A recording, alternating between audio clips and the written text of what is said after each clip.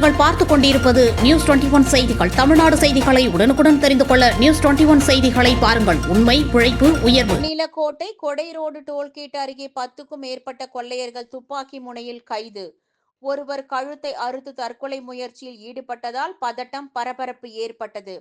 திண்டுக்கல் மாவட்டம் திண்டுக்கல் மதுரை தேசிய 4 வழிச்சாலை கொடை ரோடு சுங்கச்சாவடியில் நேற்று காலை திண்டுக்கல்லில் இருந்து மதுரை நோக்கி வந்த 2 சொகுசு கார்களை தென் மண்டல காவல்துறை தலைவரின் தனிப்படை காவல்துறையினர் திடீர் சோதனையில் ஈடுபட்டனர். அப்போது அந்த காவல்துறையினர் காரில் வந்த சந்தேகப்படும் வகையில் இருந்த நபர்களை விசாரணை செய்தனர். அப்போது 2 கார்களும் தப்பிக்க முயன்றனர். சுதாரித்த காவலர்கள் துப்பாக்கி முனையில் சுற்றி வளைத்து பிடித்தனர். மற்றொரு காரில் வந்தவர்கள் எதிர் சாலையில் தப்ப முயன்றனர். அப்போது அந்த கார் சாலையின் தடுப்பில் மோதி எதிரே வந்த லாரியில் மோதி விபத்துக்குள்ளானது. அந்த காரை ஓட்டி வந்த சுபாஷ் சந்திர போஸ் என்பவர் காவல்துறையினரை மடக்கி பிடிப்பதை அறிந்த அவர் தான் வைத்திருந்த பிளேடை வைத்து கழுத்தை அடுத்து தற்கொலைக்கு முயன்றதாக கூறப்படுகிறது.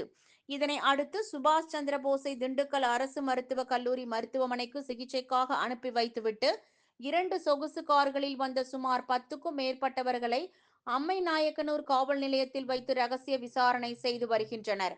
மேலும் காவல்துறையினரின் முதற்கட்ட விசாரணையில் தூத்துக்குடி மாவட்டம் கோவில்பட்டி முகமது சாலியபுரம் 1வது தெருவைச் சேர்ந்த இறைச்சிக்கடை உரிமையாளர் முகமது சயீத் சுலைமான் என்பவரது வீட்டில் கடந்த 8ஆம் தேதி 50 பவுன் நகை மற்றும் ரூபாய் 26 லட்சம் பணம் திருடிய கொள்ளையர்கள் என தெரிய வந்தது.